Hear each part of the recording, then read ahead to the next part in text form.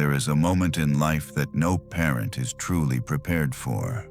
It does not announce itself with the blare of trumpets or a sudden, dramatic conflict. It does not arrive with the slamming of a door or a tearful goodbye on a college campus. Those are just events. The true moment I'm speaking of arrives much later, and it arrives with an absolute, profound quiet.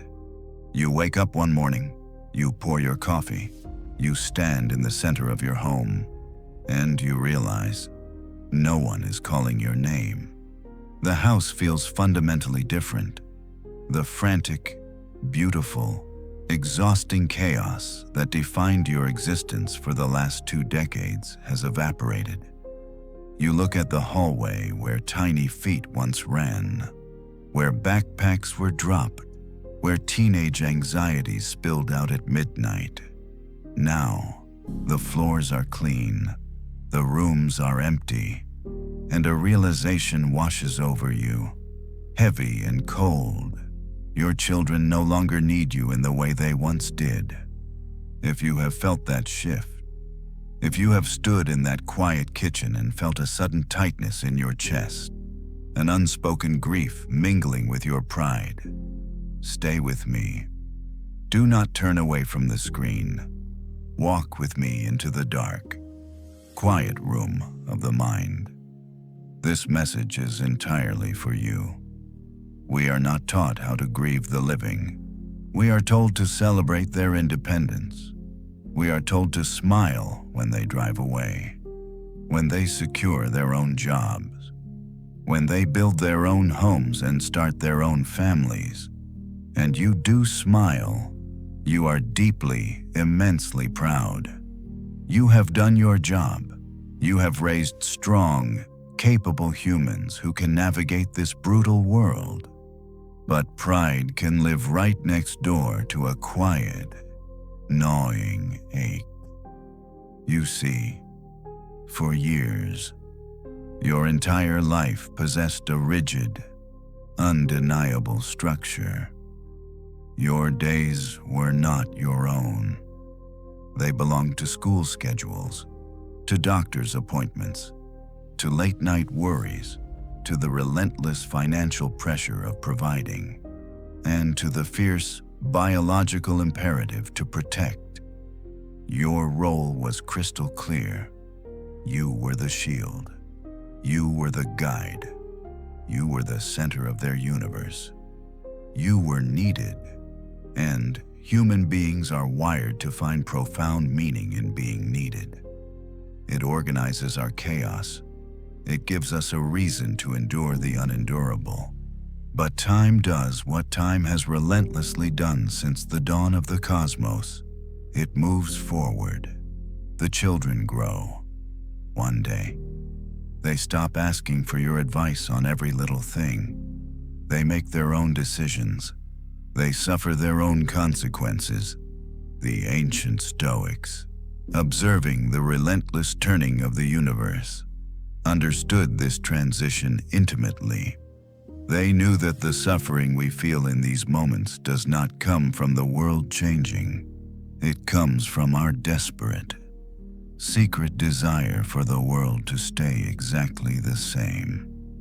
When the daily, hourly demand for your guidance fades, you are left standing in what feels like an immense, echoing, empty space. You begin to ask a question that you haven't had the luxury of asking for 20 years. Who am I now for decades? Your identity was intricately, inextricably woven into the fabric of caretaker.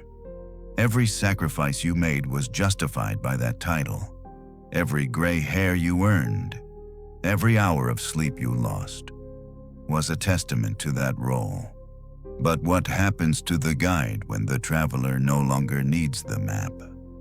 What happens to the protector when the fortress is secure and the gates are open?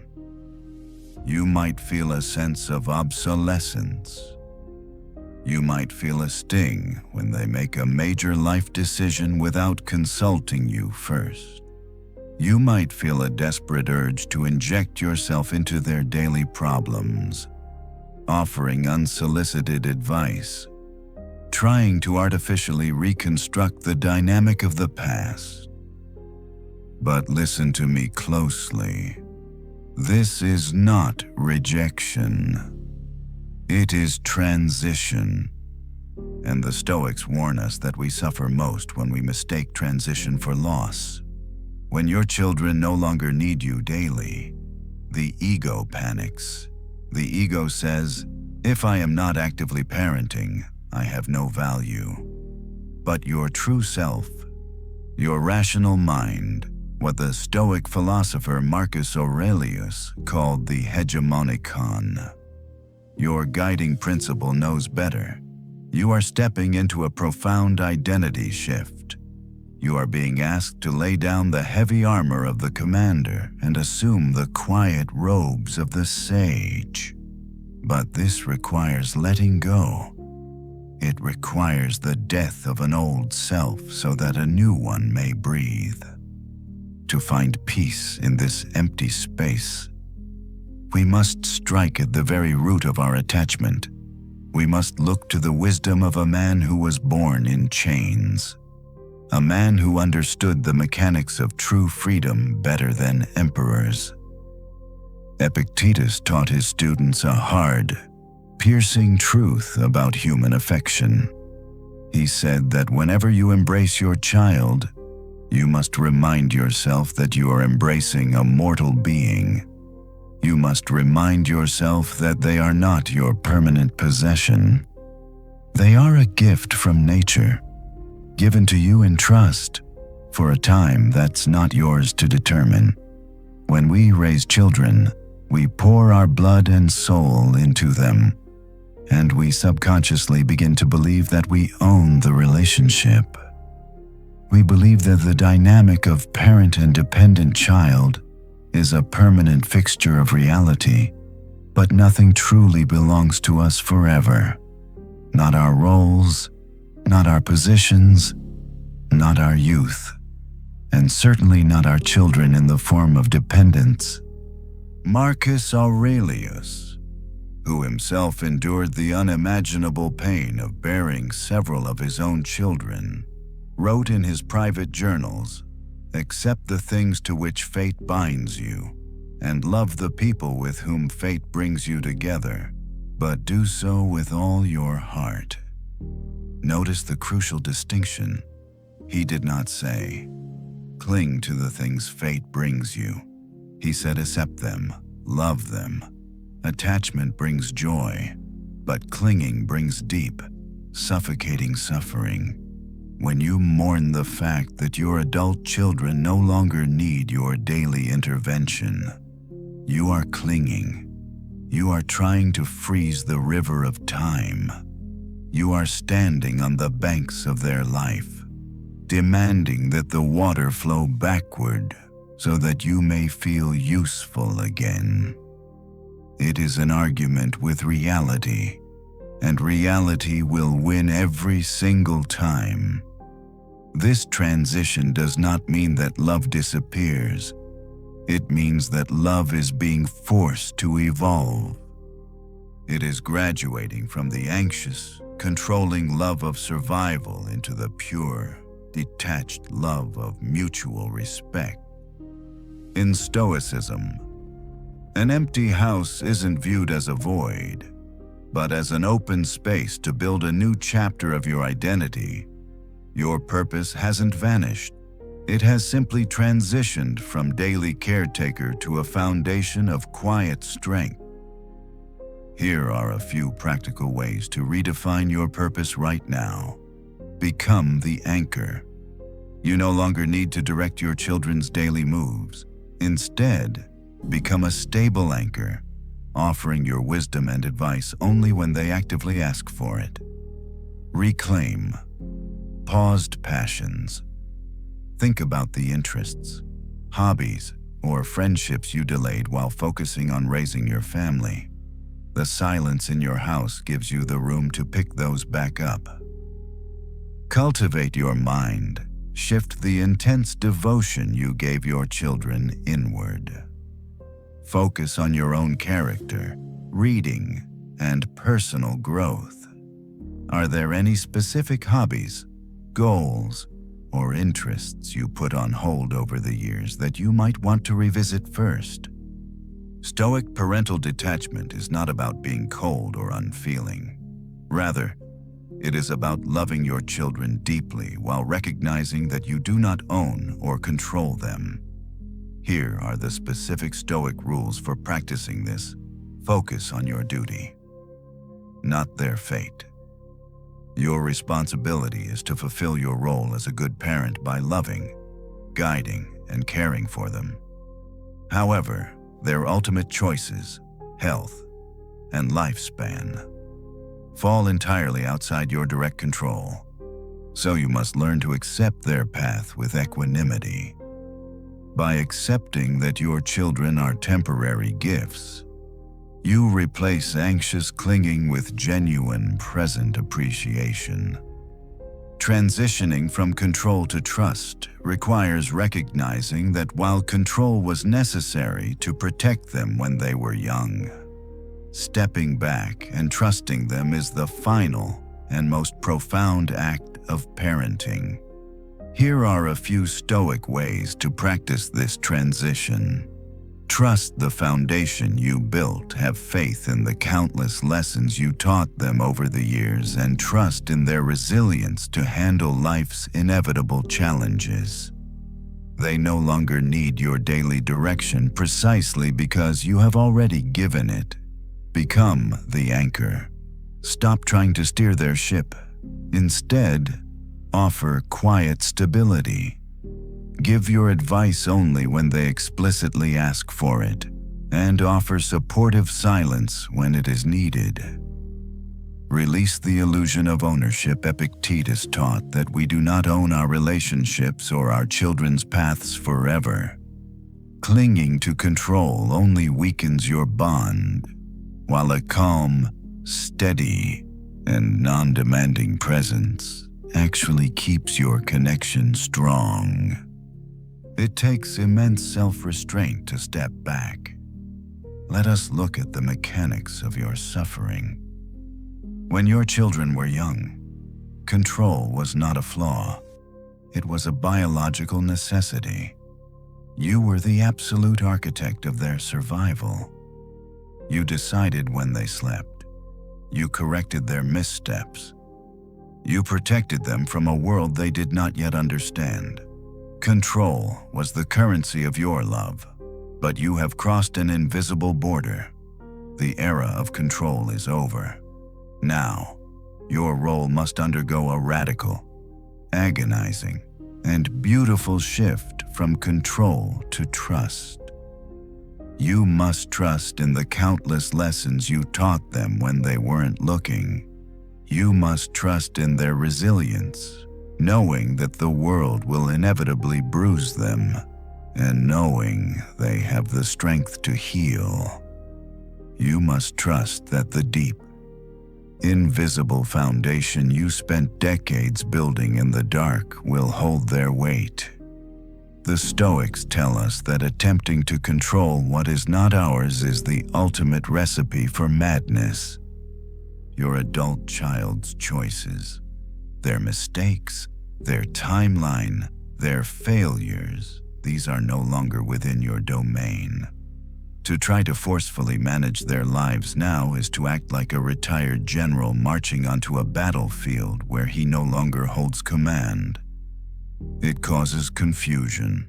It causes resentment. Stepping back is not an act of surrender.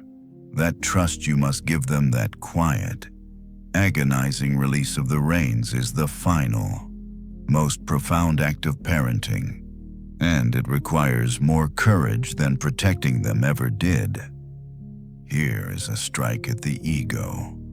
Here is a hard truth you must sit with in the quiet of the night. There is something exquisitely beautiful about becoming invisible in the right way. The ego hates this. The ego wants to be thanked. The ego wants to be consulted on every major purchase, every career move, every relationship. The ego wants the phone to ring so it can feel relevant, but your children no longer need your daily direction precisely because you already gave it.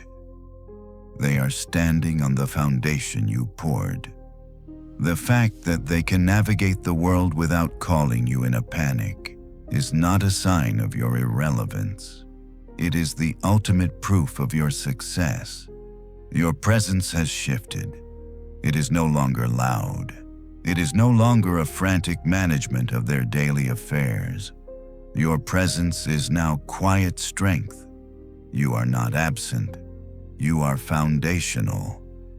Think of the earth beneath your feet. You do not thank it every time you take a step. You do not call out to it. But it holds you up, silently, relentlessly. That is who you must become for them, a quiet, unshakable ground. When the heavy, demanding role of the daily caretaker softens, it leaves a void. But look closer at that void. When one role softens, another can emerge. Who are you outside of parenthood? It is a terrifying question if you have not asked it in 20 years.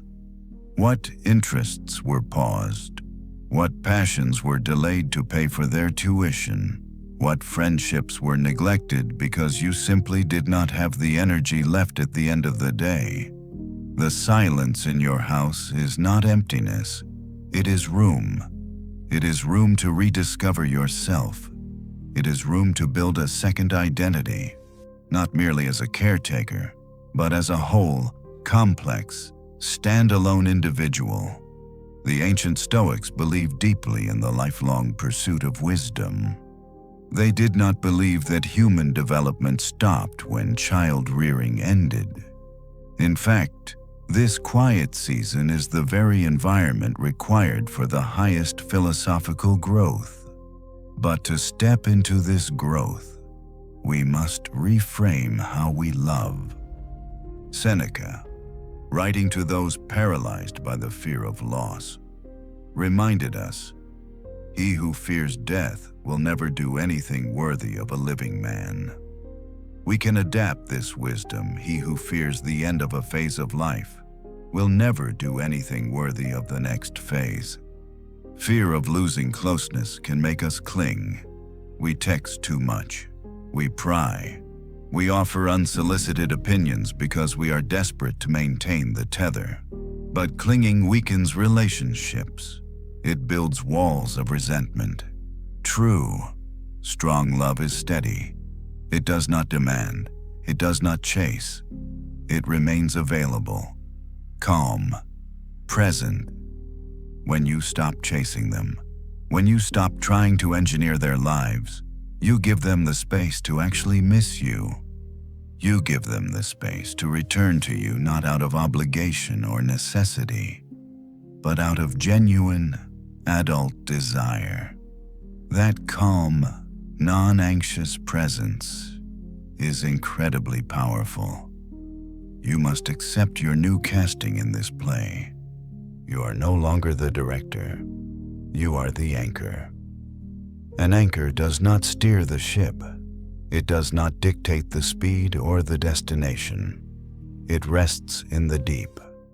It is only called upon when the storms become too violent, or when the ship needs a safe place to rest. You are no longer steering every move. You are offering stability. You offer advice only when requested. You offer profound silence when silence is needed. You offer the deep well of your wisdom only when invited. This requires immense self-control. When you see them making a mistake, the urge to intervene will burn in your throat. Swallow it. Let them learn. This restraint is a higher form of strength. It is less visible to the outside world, but it is infinitely more refined. Can Stoicism help me find new purpose as a parent? Yes. Stoicism is highly practical for redefining your purpose as a parent, especially as your children become more independent. It shifts your focus from managing their lives to modeling a good life. Here is how Stoicism helps you find that new purpose. Focus on your role, not their reactions. Epictetus taught that our daily duties are dictated by our natural relations, such as being a parent, neighbor, or citizen. Your purpose is simply to fulfill your side of the relationship, virtuously being supportive and patient, regardless of whether your children take your advice or act the way you want them to. Model character over control. As your children grow, your active caretaking role naturally diminishes. Your new purpose is to show them how to navigate life's challenges with grace and tranquility. The Stoics believed that philosophy is proven through action by how you bear with family and handle daily adversity rather than by lecturing others. Become the anchor. Instead of trying to steer their ship, your purpose transforms into providing a stable foundation. You offer wisdom when invited, remain a calm presence, and provide supportive silence when they need to learn from their own mistakes. The Stoics believed that chasing a legacy or posthumous fame is entirely pointless because, by definition, you won't be around to experience it. Marcus Aurelius considered immortal fame to be an empty, hollow thing. Here is how you can apply their approach to your life today. Focus entirely on the present, instead of worrying about how people who aren't even born yet will remember you. Pour all your energy into being the best, most virtuous person you can be right now. Value impact over monuments. Your true legacy isn't your resume, wealth, or reputation.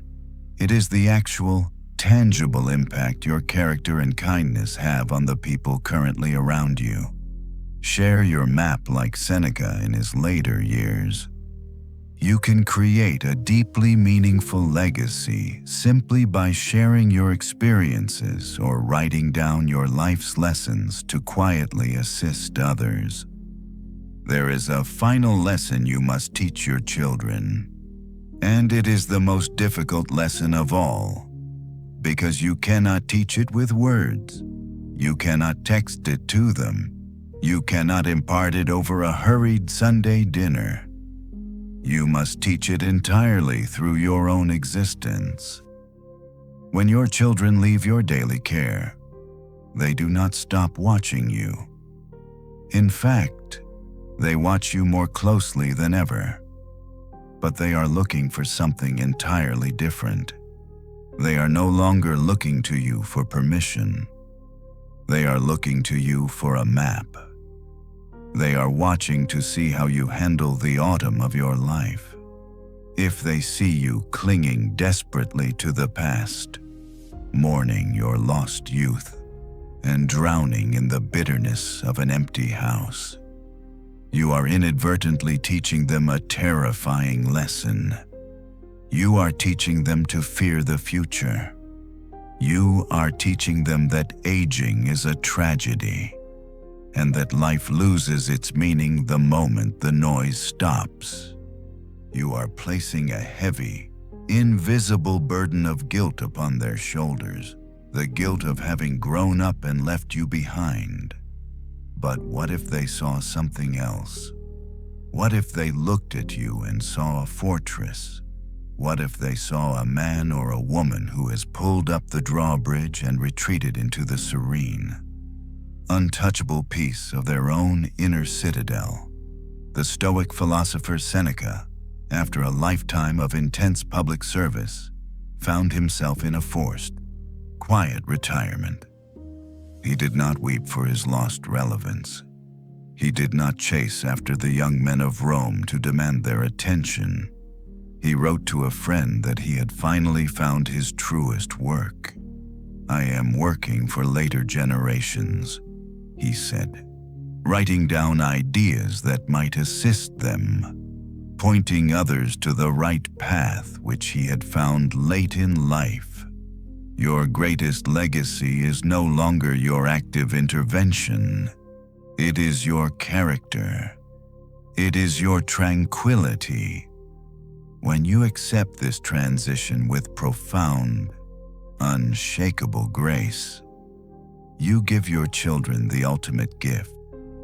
You give them permission to live their own lives without the burden of managing your emotional state. And more importantly, you show them that the later chapters of life are not a dark, terrifying descent, but a beautiful sunlit plateau. You show them how to be free. Listen to me. Here is the final strike at the ego. Here is the ultimate realization that will set you free from the pain of this transition. You are suffering because you are trying to hold on to the water. Marcus Aurelius, sitting alone in his tent, wrote a meditation that perfectly captures the brutal, beautiful reality of existence. Time is like a river made up of the events which happen, and a violent stream, for as soon as a thing has been seen, it is carried away, and another comes in its place, and this will be carried away too. You cannot hold the river. If you reach your hands into the rushing water and try to grip it, you will only exhaust yourself, and the water will flow through your fingers anyway. The child that needed you to tie their shoes is gone, carried away by the river. The teenager who needed you to wait up for them at midnight is gone, carried away by the river. The dynamic of absolute dependence is gone. Do not mourn the water that has passed downstream. Do not stand on the riverbank weeping for the current. Instead, practice what the Stoics called amor fati, the love of fate. Do not merely tolerate this transition. Love it. Embrace it. Embrace it because it means the universe is functioning exactly as it was designed to. It means you succeeded. It means the seed you planted has become a tree, and the tree no longer needs the greenhouse. Everything which happens, happens justly. Marcus Aurelius observed, "Observe it carefully, and you will see that it is true. It is just that the young leave the nest. It is just that the old surrender control. It is the rhythmic, eternal breathing of the cosmos. To fight it is to fight nature herself. To accept it is to instantly align yourself with the profound power of the universe. You must apply the Stoic reserve clause to your parenthood. For years, you acted with the underlying intention, I will raise you. I will protect you. I will manage your life, fate permitting. Now, fate no longer permits it. Fate has declared that their life is their own. Release them, utterly and completely. When they call with a problem, listen intently. Do not rush to fix it. Let them struggle. Let them face the consequences of their own actions. Let them build their own calluses. Your silence in those moments is not abandonment. It is the deepest, most respectful form of love. It is the love that says, I know you are strong enough to carry your own weight. Here are a few practical ways to apply Stoic trust in your daily routines. Treat your blessings as a trust, rather than viewing your loved ones, possessions, or health as permanent property. Treat them as gifts entrusted or loaned to you by the universe. This allows you to deeply appreciate them without anxious clinging, knowing they can be recalled at any time. Trust, but verify your impressions. Your mind constantly makes split-second assumptions that can trigger unnecessary anxiety or anger. When you feel a strong emotional reaction, pause and verify it by asking, "Is this actually under my control?" Before you choose to act on it, place your ultimate trust inward. The Stoics warn against trusting in fragile externals like wealth, reputation, or other people's opinions. Instead, put your complete confidence and trust in the one thing you actually control: your own reasoned choices and character. We return, finally, to the silence of your home. The rooms are empty, the floors are quiet, but it is no longer a deafening silence. It is no longer an empty space. It is a sanctuary. You have spent 20, maybe 30 years pouring your vital energy into another human being. You have fought the battles. You have stood the watch. You have carried the fire. You have done your duty. Now, the universe is giving you a command. It is whispering to you in the quiet of the morning. It is saying, return to yourself. Take the intense, fierce, unwavering devotion you gave to your children and turn it inward. Cultivate your own mind. Read the books you left unread. Take the walks you postponed. Sit in the silence and become reacquainted with the complex, fascinating soul that lives inside your own chest. You are not obsolete. You are liberated. You are transitioning from the frantic, daily management of life into the quiet, majestic observation of it. You are the anchor resting in the deep water, unseen, silent, but holding an immense, stabilizing power. Tomorrow morning, when you wake up and no one calls your name, do not feel a pang of loss. Feel a surge of profound gratitude. Be thankful that they are alive, that they are independent, and that they are out in the world living the life you prepared them for. And then, take a deep breath of the quiet air and step into the beautiful, unwritten chapters of your own second act. If this journey brought peace to your mind today, please consider leaving a like, subscribing to the channel, and sharing this message with another parent who might be quietly carrying the heavy burden of an empty house. It is through your quiet support that we can continue translating these ancient, life-saving truths for the modern soul. May you walk through this new season of your life with unshakable grace.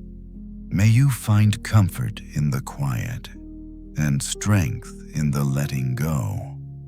I wish you profound health, enduring luck, deep peace, and true happiness. Until next time, embrace the sanctuary of the silence. See you next video.